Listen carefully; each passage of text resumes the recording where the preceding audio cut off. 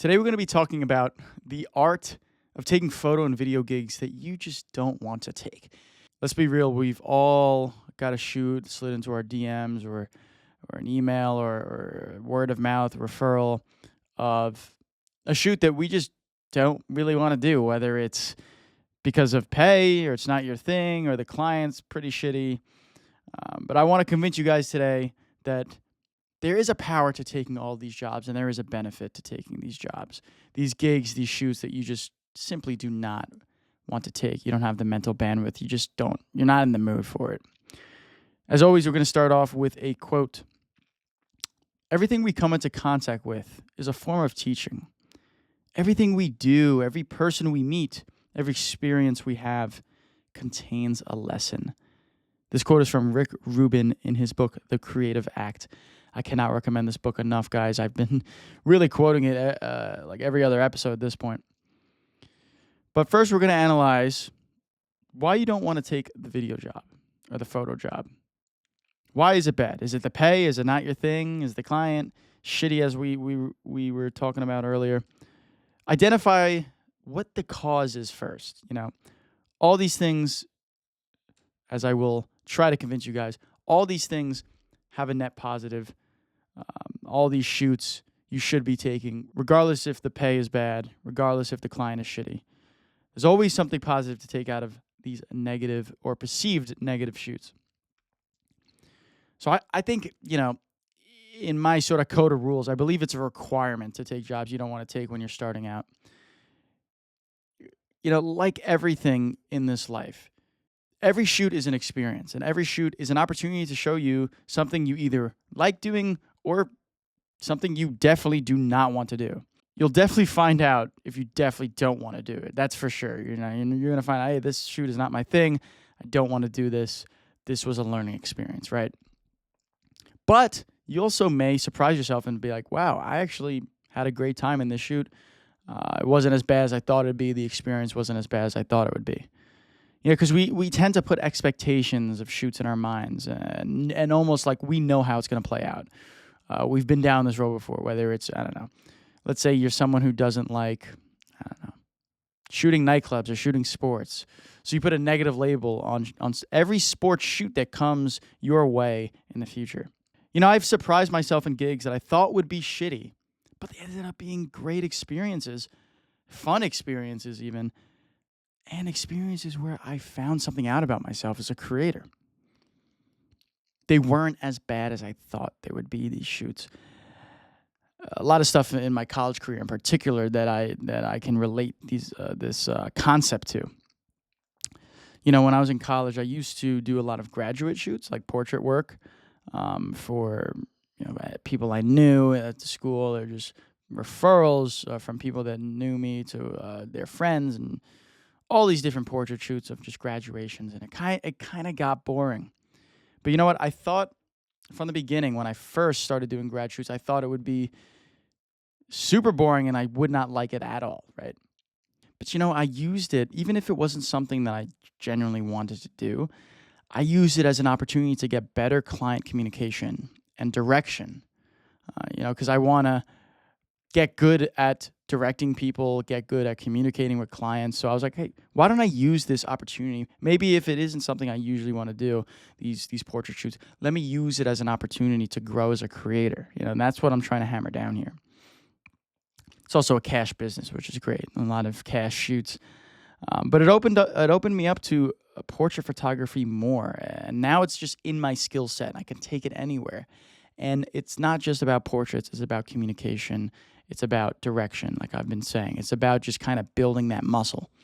I got hit up to do a sorority recruitment video, and I used it as an opportunity to find out how to light a subject in an interview effectively, how to make the hair pop, how to make the eyes pop, all these different things, right? So again, I'm using these experiences that may not be my ideal style of shooting to my advantage. I'm still trying to learn things. I'm still trying to create things. And you know what? The video, I was actually really proud of the video that I put together, that recruitment video, and everyone loved it. So there's always a positive out of these so-called negative shoots, guys. I even did a headshot shoot for a business law society at my college.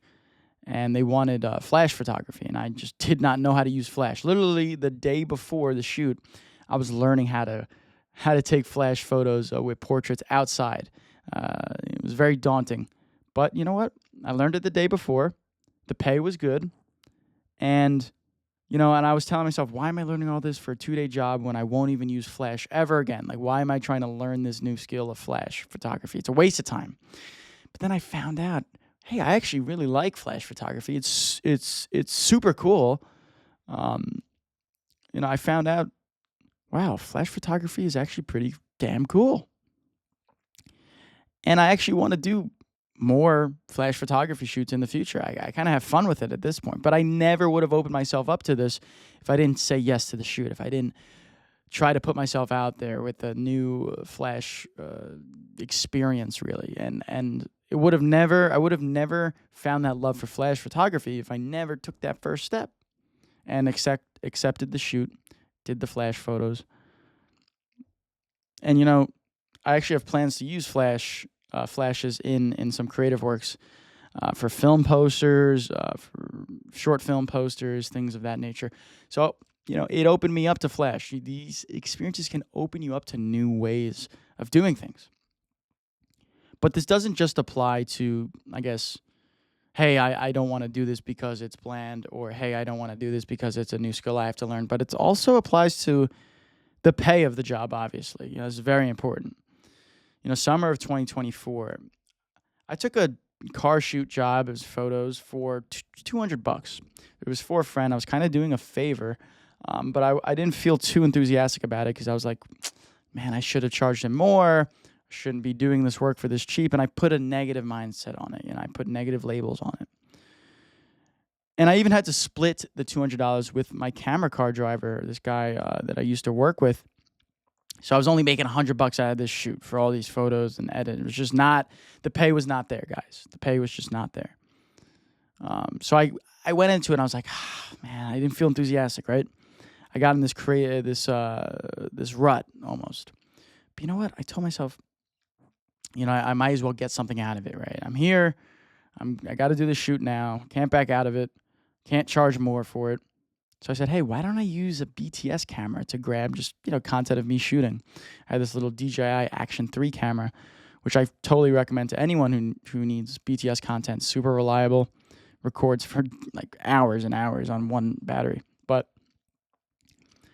I was like, hey, why don't I use this as an opportunity to get some BTS content for socials, right? Pay's not great, so let's just make the most of it at this point. One of those reels that I posted, it was me just taking photos, roller photos, outside of my car on the road while my friend was driving. And this YouTube short, it got 84 million views. This 15-second video, guys, from this shoot. It got 84 million views. And it got 1 million views on Instagram and TikTok, both platforms. So this post just did exceptionally well on every platform. I had no idea why. It was not even that enticing of a video. But it got 84 million views, guys. The most viewed video ever. It led to so many subscribers. It led to followers. But this is just like a testament to, like, you'll never know what a shoot can bring you, because this all would have never happened, this 84 million views, this BTS clip, if I didn't take the job or if I backed out of it because of the pay. So there's always something. You'll never know what can happen on a shoot. Oh, let me just throw a BTS camera real quick. Oh, whatever. And it ended up being the most viral video ever on my account. So it is really crazy how things work out. So then there's also another category, which is jobs with lower pay, but you take them because they align better with your goals, your career goals. So, like, let's say, I don't know, you want to shoot music. So you're going to take music jobs because they align with your goals, even if the rate is lower. This is okay. I completely recommend doing this and not kind of being shameful in the price, because this is the direction you want to go. You want to get more, music, video work under your belt for your portfolio. Take those jobs that aren't good rates. You're building your portfolio, and then eventually, once you have enough work, you can get those higher ticket clients because you've established yourself, you've established a style, you've gotten the experience through these lower paying shoots. And I do the same thing occasionally, whether it's car shoots, whether it's even band shoots too. I really like shooting music, fitness, all of those things. So I think, it really boils down to attitude and labeling these shoots that prevent us from doing it, right? The benefits that you can receive from these shoots are attributed to the label that you put on them before you even get to the shoot, because it establishes your attitude towards them. Let's say you're looking at it negatively, you're gonna have a negative outlook on it. You're gonna act like that. You're not gonna act enthusiastic, right? And sometimes, as much as I try to apply a positive attitude to everything, some jobs I've put a bad label on and I ended up having a bad time. But I've learned from those experiences and I've said, hey, why don't I just take every single shoot as a positive experience, as a way for me to grow as a creator? Even if the pay isn't as good as I thought it would be, or my optimal day rate, whatever it is. You can't back out of the shoot. Just do it and do it to the best of your ability. Don't worry about the price. Next time you learn, right? Next time you know how to, okay, let me charge more for this, or let me not do this. I'm telling you, when you put a better attitude on when you do shoots, you will make better work, number one, for clients. Number one, that's obviously so important, right? But also, you'll learn to build that muscle of, hey, I'm going to be the best version of myself, even if the situations or scenarios aren't the best. And that, as a creator, is so, so essential for you to be able to have a good attitude in any scenario and to perform in any scenario, regardless of what your brain is telling you. I think that's so important. Just finish the shoot and get the most positive experience you can. It's that simple. You can't change it at this point. You're there on the shoot and you're worrying about, oh, this client sucks, or this, I have a bad attitude. It's just like everything's going to fall apart. Make the most out of it, guys. Even flip it into an experiment. Let's say you don't like shooting portraits or something, and you kind of blocked yourself into doing a portrait shoot. You're like, fuck, I don't really want to do this. I'm not feeling up to it. Try a new lens or style. Make it fun. Use it as an experience to try something new. Even flash photography. Make it interesting for yourself. Don't sort of put these limiting labels on things. Be like, oh, this sucks, right? No, be like, no, I'm here. I'm showing up to the shoot. Maybe it's not exactly what I want to be doing, but let me throw on a new lens. Let me throw on a new filter. Have fun with it. Make it a more exciting experience for yourself. One time I tried a new camera for a sorority recruitment shoot. That video that I was talking about earlier was the FX3, actually, the camera that I use now. Dude, I fell in love with this camera. I also tried, like I said, a new lighting technique on this shoot. So these are the things I'm experimenting with a new camera. I'm experimenting with new lighting setups. It's like I'm maximizing my growth in this shoot, even if it is not exactly what I want to be doing. We have a client here at the production company that is a construction building supplier. So they supply, a bunch of materials to build houses, buildings, etc.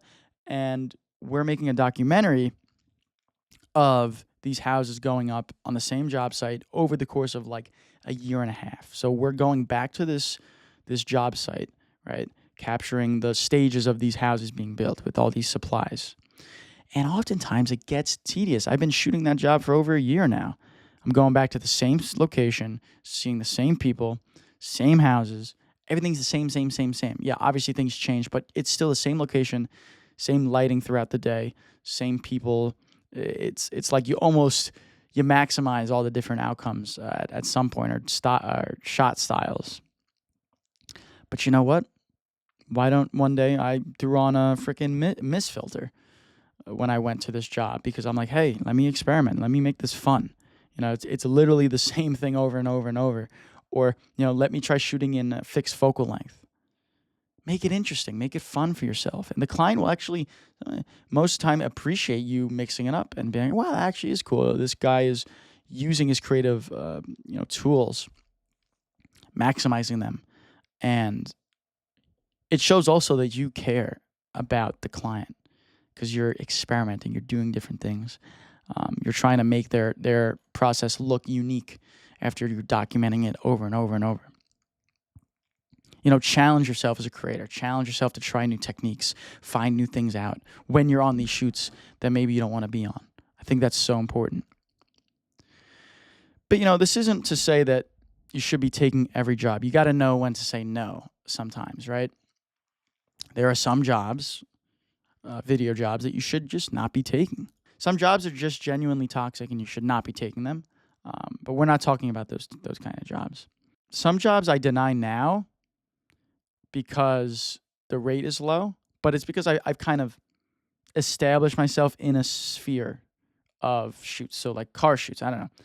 I've done a lot of car shoots at this point, to the point where I put a very fixed value on what my car photos cost. I've done enough shoots of them. I'm not talking about day one when I was doing free car shoots for my friends. I'm talking about I'm established. I know what I'm doing. So I have denied a lot of car shoots because the rate was just too low. I hit the client with the rate. They hit me up. I hit them with the rate, and they said it was too high. And then I said, I'm sorry. Hopefully we can work in the future, but this is my rate. You gotta stand your ground. And that just comes down to personal branding, putting a value on your work, et cetera, et cetera.